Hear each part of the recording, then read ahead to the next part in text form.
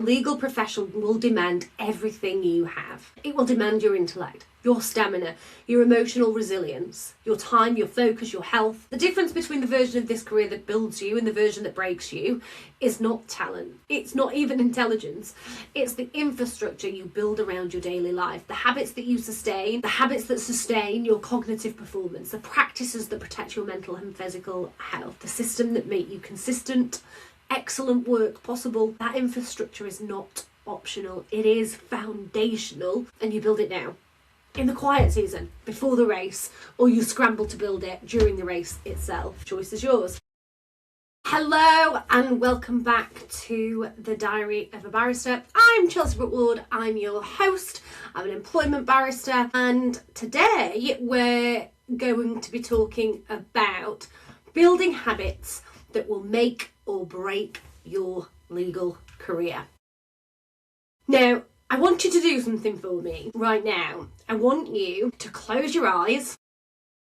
Don't close them if you're driving or using heavy machinery, of course. But if you're sitting down somewhere just for a moment, and I want you to picture yourself the day you get the call, the day you find out you've been accepted for pupillage, or you've passed your bar exams, or you've got that first class law degree, or you've got your training contract offer.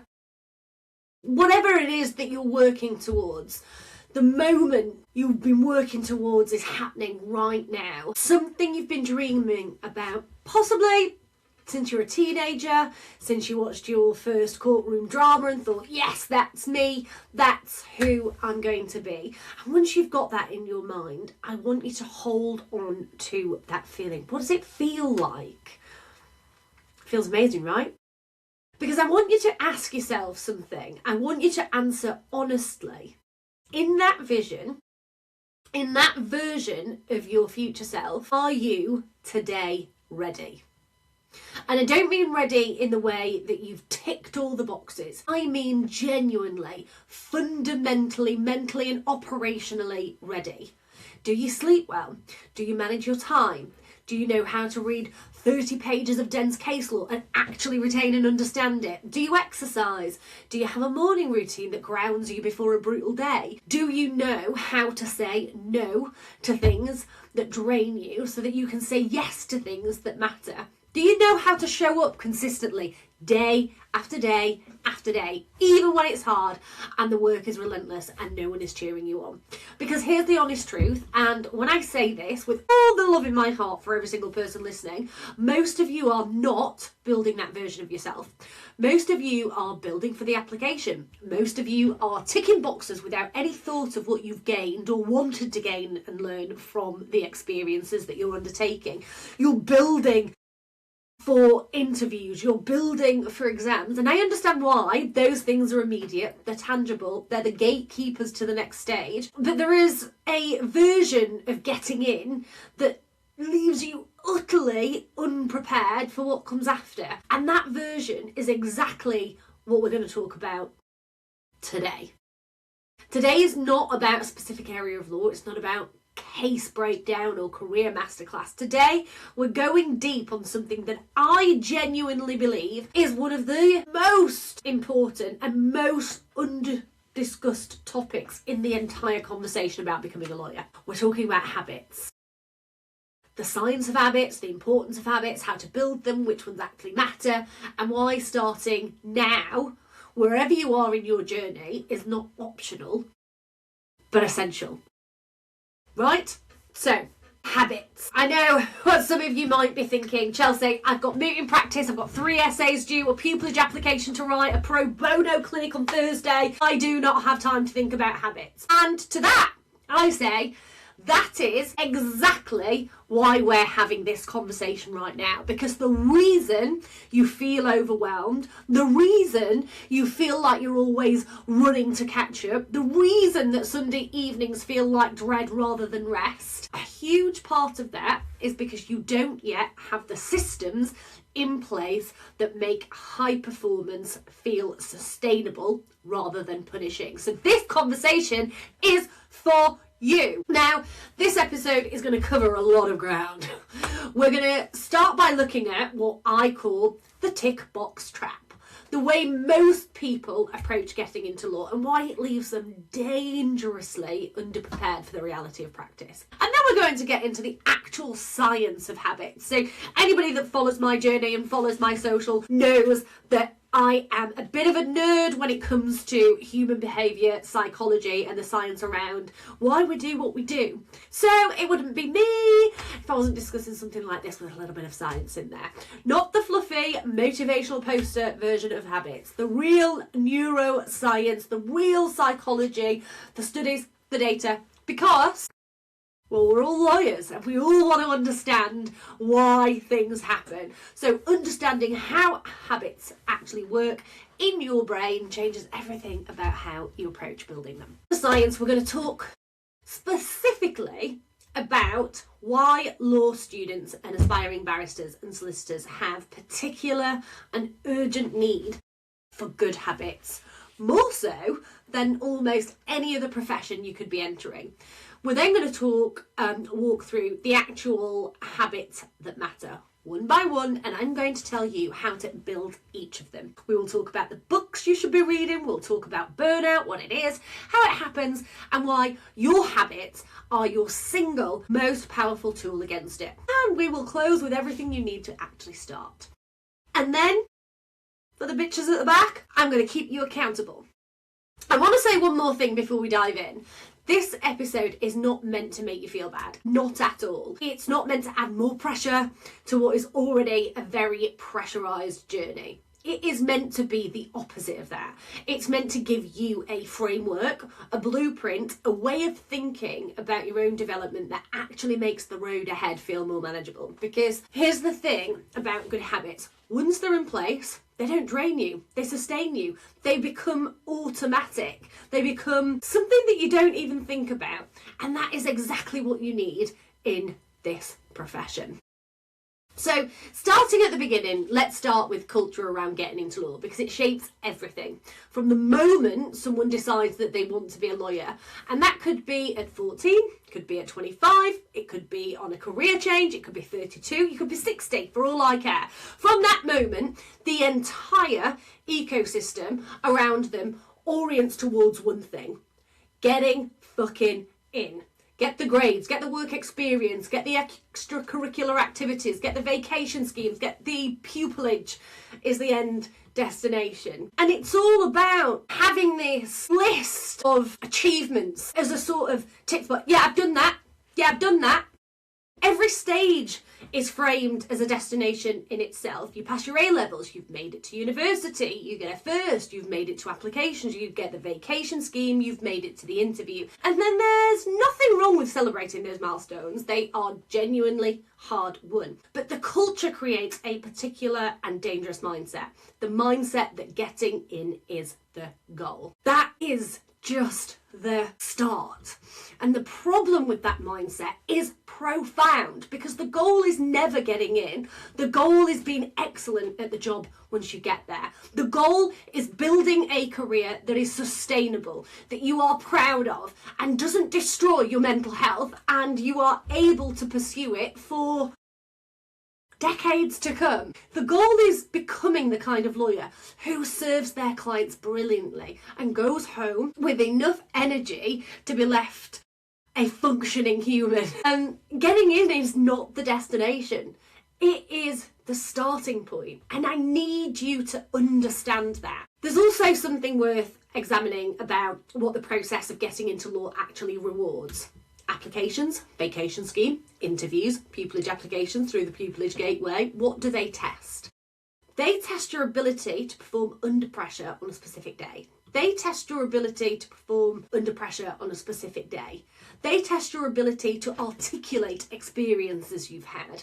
They test a kind of polish, a kind of preparedness for that specific moment. They test whether you can construct a persuasive argument about why you want this. And those are genuinely useful skills. I'm not dismissing them in any type of way, but here's what they don't really test. They do not test whether you are someone who reads every day.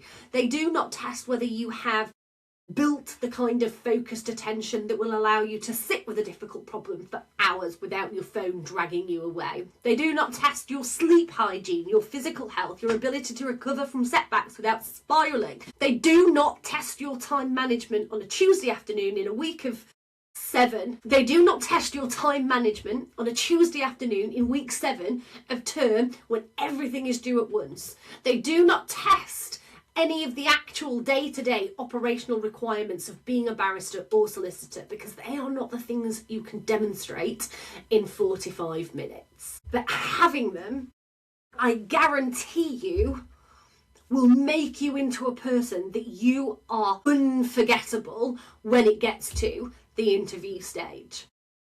When you walk in that room after building habits that you've carried out and sustained small incremental steps over a period of time, you are gonna dominate the room when it comes to interviews. So students who optimise for what is being tested, of course they do. It would be irrational not to, but in doing so they often neglect the very foundations upon which a sustainable legal career has to be built. And then they arrive at pupillage, at a training contract, at the first seat, and the requirements change quite dramatically. Suddenly, nobody is giving you structured feedback. Suddenly, the workload is not set by a syllabus, with a defined parameter. Suddenly, you are expected to manage yourself. And if you've spent your entire academic life being managed by external structures, by deadlines set by others, by syllabuses created by others, by the rhythm of term time and exam season, the freedom and the expectation of pupillage can feel less like liberation and more like free fucking falling. Now, there is a concept in education called the hidden curriculum. It refers to the lessons that are not written in any syllabus, the social norms, the behaviours, the unspoken expectations that an institution transmits to its members, alongside the official content. Law has an enormous hidden curriculum, and one of the most significant elements of that hidden curriculum is the expectation that you already know how to work and how to manage and motivate yourself. Not work hard.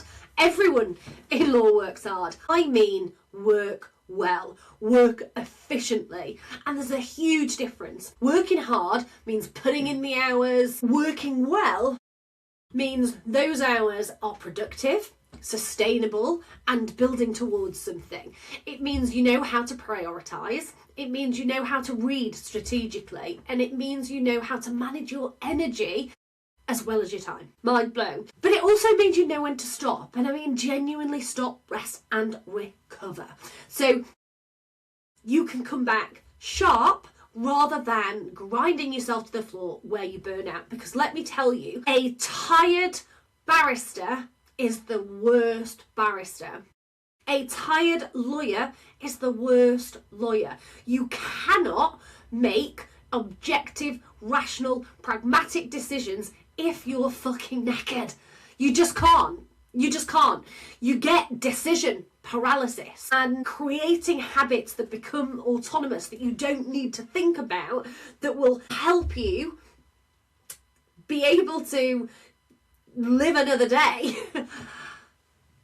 is huge. It's massive, and it's sadly very, very, very much overlooked. Now, the hidden curriculum assumes you already know all of this. Your supervisor at pupillage will not sit you down. They don't teach you how to structure your week. They don't teach you how much time you need to spend on a case. That's not what's taught. That is expected. Chambers will not send you a guide to reading cases efficiently. The senior partner will not explain that optimal sleep schedule for cognitive performance is what you need. These things are assumed, and for most junior lawyers the assumption is wrong, because we're working all hours God sends, and sleep? What the fuck is sleep, right? But I want to be really honest here about what happens when people figure this out too late, because I've seen it. I've experienced versions of it myself, and I hear about it from people in this community all the time. When you arrive at a high performance legal environment without foundational habits, that makes you When you arrive at a high performance legal environment without the foundational habits that make high performance sustainable, you basically have two options. One, you either build them under extreme pressure, which is like learning to swim by being thrown into the deep end with rocks tied to your feet, or you burn out. And that's it. And both of those things are survivable. Of course they are. But both of them are also enormously costly in terms of your health, your confidence, and your career trajectory. Building habits under extreme pressure is possible. People do it. But it is much harder than just building them during the relatively structured, relatively forgiving environment of being a student. As a student, you have something that you will never have again once you're in practice. You have a controlled laboratory. You have the space to experiment. You have the ability to get things wrong without catastrophic consequences. A bad week as a student means you fall behind on reading. A bad week in your first 6 months of pupillage can mean a client is let down, a deadline is missed. Worst of all, you could be sued. Or you start to develop a reputation for being someone who just can't manage the workload. And I don't say that to frighten you. It is meant to clarify the stakes. The habits you build now are not just about making your student life better. They are the infrastructure, investment in your future professional self. And the earlier you start building them, the more robust they will be when you actually fucking need them. And you will. You will. So before we can talk about building habits, we need to understand what a habit actually is. Not the colloquial meaning, not just something you do regularly, but the precise neurological, psychological definition, because the science here is genuinely fascinating and it completely changes how you approach the whole project. A habit is a behaviour that has been repeated often enough that it becomes automatic. It is the most literal sense, a shortcut that your brain has carved out to save energy. And this is the key insight that everything else hangs on. Your brain is not primarily interested in helping you achieve your goals. Your brain is primarily interested. A habit is a behaviour that has been repeated often enough that it becomes automatic. It is, in the most literal sense, a shortcut that your brain has carved out to save energy. And this is the key insight that everything else hangs on. Your brain is not primarily interested in helping you achieve your goals. Your brain is primarily interested in efficiency. It wants to do the most with the least amount of effort. And habits are its primary mechanism for achieving that. So think about when you first learned to drive. Every element of it required conscious, effortful. Think about when you first learned to drive. Every element of it required conscious, effortful attention. It was fucking hard, wasn't it? Checking the mirrors, working the clutch, monitoring your speed, watching for hazards, signalling, check again, mirror signal manoeuvre. It was exhausting because your prefrontal cortex, the seat of conscious decision making, was handling all of it. But after a few years of driving, most of that happens on autopilot and it's easy as fuck.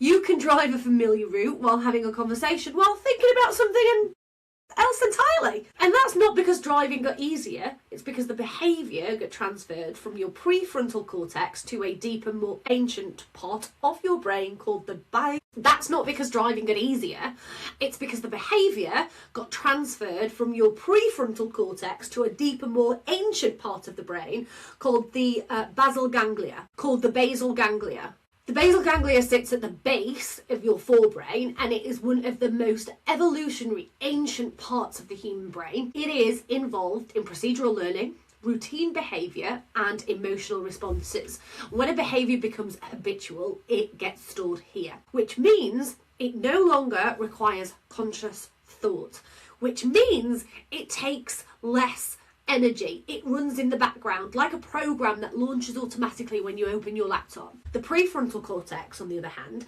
is the most recently evolved part of the human brain. It handles complex reasoning, planning, decision making, impulse control, all the things that make us distinctly human, but also all the things that you need as a lawyer. And it is also the most energy intensive and most easily fatigued. When you're tired, stressed, overwhelmed, depleted, your prefrontal cortex is the first thing to go offline. And that is not what you want if you're a lawyer, which means that under exactly the conditions you will most frequently encounter in a legal career, under pressure, under time constraints, under high cognitive load, your capacity for conscious deliberate behaviour is significantly reduced. And that is why creating habits now, or creating habits just generally, is so goddamn powerful. A behaviour that is stored in the basal ganglia does not require your prefrontal cortex. Mind blown. It runs regardless of how tired you are, regardless of how much pressure you're under, regardless of how many competing demands are fighting for your attention. And if you're going to the gym, if going to the gym is a habit, you go even when you're exhausted. If reviewing your notes at the end of the day is a habit, you do it even on the days you don't feel like it. The behaviour is no longer a decision, it's default. Now, I want to tell you about top geezer Charles Duhigg. In 2012, journalist and author Charles Duhigg published a book called The Power of Habit. I would put this on the must-read list for any law student, together with James Clear Atomic Habits. But right now, I want to talk about the central framework in that book, which Duhigg calls the habit loop. The habit loop has three components: the cue, the routine, the reward. The cue is the trigger that initiates the behaviour. The routine is the behaviour itself, the physical, mental or emotional action that you take. And the reward is the benefit that reinforces the behaviour, teaching your brain that this loop is worth remembering. Over time, with repetition, this loop becomes increasingly automatic. The cue, a craving for the reward, which drives the routine, which delivers the reward, which reinforces the loop. Duhigg's research draws on decades of neuroscience, including some genuinely extraordinary studies done on rodents and later on humans that show how powerfully this loop operates. In one famous series of experiments, rats were trained to run a maze to reach a piece of chocolate. Initially, their brains were highly active throughout, exploring decision making, problem solving, but as the behaviour became habitual, the brain activity shifted quite dramatically. The rats' brains were almost active at the beginning of the maze, at the end, and at the end at the reward. During the routine itself, brain activity dropped. The behaviour had become automatic, and in some of the rats, there was no brain activity at all. Now, what this means practically is that once a habit is formed, the brain almost goes to sleep during the execution of it. It conserves its resources for the cue, which triggers the loop, and the reward, which reinforces it. The middle part runs largely on autopilot, which means that the hardest part of building a habit is not maintaining it once it's in place. It is establishing it in the first place. Getting it from conscious effort to automatic behaviour is the hardest. But you will be thanking me. I know right now your brains are about to explode with all this. But honestly, it is revolutionary, and I really need you to understand. James Clear's 2018 book Atomic Habits tells you how to build habits, and I cannot overstate how good this book is. It is one of those rare books that is both rigorously evidence-based and practically actionable, and if you have not read it, put it on your fucking list immediately. I will talk about it more in the book recommendations. So Clear identifies 4 laws of behaviour change that correspond to each stage of the habit loop. To build a good habit, make the cue obvious. Make the habit attractive, make the behaviour easy, and make the reward satisfying. And conversely, to break a bad habit, make the cue invisible, make the habit unattractive, make the behaviour difficult, and make the reward unsatisfying. And these 4 laws are elegant in their simplicity, but profound in their application. And we're going to come back to each of them specifically when we talk about building legal study habits. One of the most powerful ideas in Clear's framework is what he calls identity-based habits. Most people approach habits from the perspective of outcomes. I want to get fit. I want to read more. I want to be more productive. But Clear argues that this is the wrong starting point. Outcome-based habits ask, what do I want to achieve? Identity-based habits ask, who do I want to become? And the question of identity is far more powerful as a motivation for behaviour, because it shifts the focus from destination to a way of being. And when we started this podcast, I indicated to you that getting pupillage, getting the training contracts, achieving the grades is not the final part of the story. It is just the beginning. And so if that is not your destination, it's about who you need to become. Because what happens after? Where do you go? So a law student who says, I want to read more, might read for a week and then stop. A law student who says, I am someone who reads every day, builds that identity. Every time they sit down to read, they're not just completing a task. They are casting a vote for who they are. And Clear uses this beautiful phrase, every action you take is a vote for the type of person you want to be. And over time, those votes accumulate into an identity that becomes self-reinforcing. You do not read because you have to, you read because reading is what you do. It is who you are. And there is one more scientific concept I want to introduce you to before we move on. And it's the one that I think is most motivating when you truly internalise it. It's the compound effect. Also, another great book who the author's name escapes me right now. I'm just looking for it. Name escapes me right now, but I will figure it out and put the name in the show notes. The idea is breathtakingly simple. If you get 1% better at something every day for a year, you will end up 37 times better at that thing by the end of the year. 1% every day, 37 times improvement. Conversely, and this is the part people do not like to think about, if you get 1% worse every day, you will decline to nearly zero. The maths of compounding is ruthless in both directions, and the critical insight is that the daily changes are invisible initially. You cannot see the difference between someone who is 1% better than yesterday and someone who is exactly the same. The results of compounding are not visible in the short term, they are only visible over time, which is why so many people give up on habits before they can see the effects. They are looking for results in the wrong time frame. And this is particularly relevant in law, where the rewards of good habits, the broader knowledge, the sharper analytical mind, the greater resilience, the stronger professional relationships accrue slowly and invisibly until one day they are suddenly, obviously, profoundly there. And I want that to be when you are in interview, not some later stage. The barrister, the law student who's read a little every day for 5 years, knows things, makes connections, that the lawyer who crammed, the student who's read a little every day for 5 years, knows things and makes connections that the student who crammed for exams simply does not. The lawyer who has slept well consistently for years has a cognitive reserve that the chronically sleep deprived lawyer does not. The compound effect is not dramatic. It's unfucking stoppable. So we've established what habits are, why they work. Now I want to make the case specifically for why you, as a law student, aspiring barrister, aspiring solicitor, have a particular and urgent need for them. Because while good habits are valuable for anyone in any field, the specific demands of a legal career make them not just valuable, but essential. So let's start with volume. The volume of information you are expected to process, retain and apply in legal practice is extraordinary. A single case at the commercial bar might involve tens of thousands of documents. A solicitor in a large transactional deal might need to review and cross-reference hundreds of contracts simultaneously.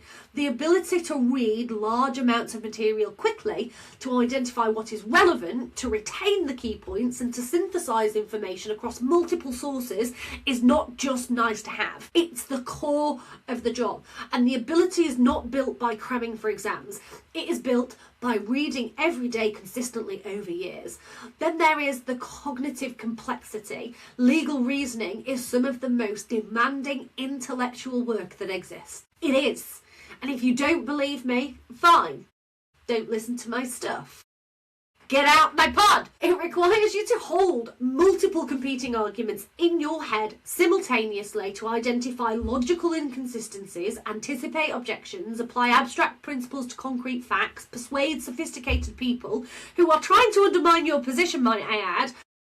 This kind of thinking is a muscle, and it gets stronger with use, and it gets weaker without it. It gets weaker if you do not have the energy to sustain it, and it's not reliably available on demand unless you have an ability to exercise it consistently, because you have great habits that's preserving your energy. Here is a statistic I want you to sit with. Legal professionals have some of the highest rates of depression, anxiety and substance abuse of any professional group. And research shows that lawyers experience depression at roughly 3 to 4 times the rates of the general population. Burnout rates across the legal sector are deeply concerning, with a significant percentage of junior lawyers reporting that they have considered leaving the profession within the first 3 years. And these are not weak people. These are some of the most driven, disciplined, intelligent people in the country. They got into law precisely because they could work harder and perform better than most. So what is happening? In many cases, what is happening is they got on with willpower and determination without the foundational habits that would allow them to sustain that level of performance over time. They ran a sprint pace for a marathon distance. And the body, the mind, it eventually says no.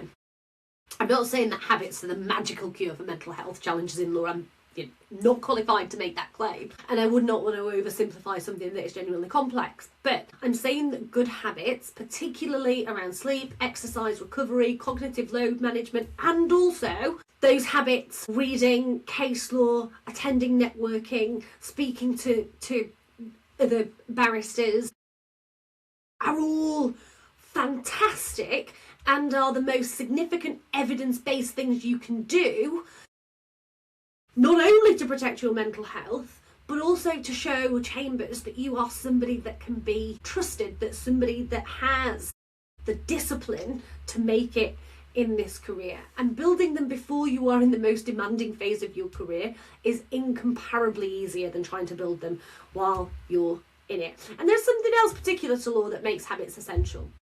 And it's the sheer length of qualification journey. If you are on the academic stage now, you are potentially years away from practice. And those years present a choice. You can treat them as a waiting room, as a time to survive and get through until the real thing starts, or you can treat them as a training ground. You can use them to build the person who is going to walk into that first case, that first client meeting, that first set of chambers, already operating at a level that makes the transition manageable rather than terrifying. And think about how athletes approach that period before a competition. An Olympic sprinter does not start training the week before the race. A professional footballer does not begin fitness work when the season opens. They've been training every day for years, building the physical and mental infrastructure that will allow them to perform at their peak when it actually matters. The race, the competition, is the manifestation of months and years of work done in relative obscurity. Law's no different.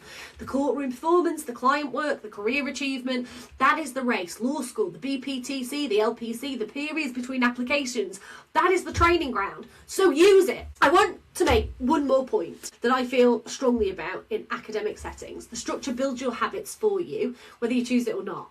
You have a timetable. You have lectures you are expected to attend. You have seminars that require preparation. You have essay deadlines that force you to engage with material. The external scaffolding is so robust that you can get through 3 years of a law degree without ever truly developing self-directed discipline, because the system provides the discipline for you.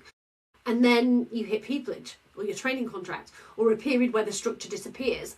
Maybe you are between applications, maybe you're doing the BPTC by distance learning, maybe you are in a period of self-directed study, and suddenly there's no external scaffold, there's no one telling you when to start, when to stop, what to prioritise, how to spend your Tuesday afternoon. And the people who have always relied on external structure to drive their behaviour find themselves adrift. The people who thrive in those moments are the ones who have built that internal structure. Guaranteed. Who built the habits so ingrained that they don't need a timetable to tell them to read, or to exercise, or to review their notes. who have built a relationship with their own working rhythms. That is self-sustaining. Those people do not wait for law school to be over to start working on themselves. They start now. So let's get practical. We've talked about the theory, we've made the case, or at least I hope I have. Now let's talk about actually how you build habits in the specific context of being a law student. And the first and most powerful lever, according to both Dewey and Clear, is your environment. There is a concept in behavioural psychology called choice architecture, which refers to the way the design of our environment influences our decisions. And the research on this is profound. We make far fewer truly free choices than we like to think. A huge proportion of our behaviour is determined by what is in front of us, what is convenient and what requires the least effort. And the person who keeps a bowl of fruit on the kitchen counter eats more fruit, not because they have willpower, than the person who keeps the fruit in the back of the fridge, but because the fruit is visible and accessible. The same principle applies directly to your study environment. If your desk is covered in clutter, your iPhone is face up next to your laptop, your social media apps are on the home screen of your phone, if your study space doubles as your relaxation space, every one of those things is making it harder to build good habits and easier to fall into bad ones. Clear talks about the idea of designing your environment for the behaviour you want to be doing rather than behaviour you want to avoid. Make the good habits visible, obvious and easy. Make the bad habits invisible, difficult and effortless. Practically, what does that look like for a law student? Well, it might look like having your casebook already open on your desk when you sit down in the morning.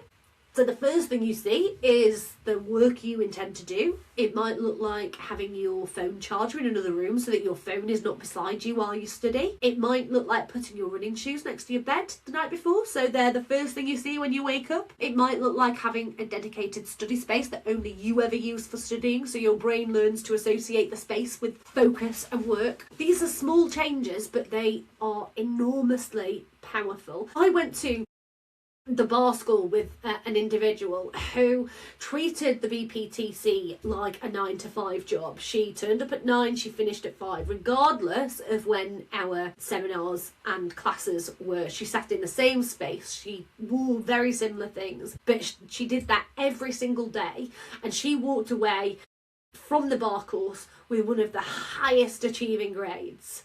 That is not a coincidence. That is because she built and knew the profound impact that building these types of habits could have. If you're looking to be a bar student, or if you are a bar student and you're applying for pupillage, building habits such as reading case law every week, creating case notes. It could be attending court every day and seeing whether there's something that you can watch, asking the usher, not every day but every week, or when you have the time. It could be networking, either online, it could be in person. All these little things people tend to do on the run-up to the application. It's not good enough because it's not creating a habit and it's not creating an identity. It's just the tick box trap. Another technique from Clear that really does make building new habits really easy is called habit stacking, and the formula is simple. After you do something which is a current habit,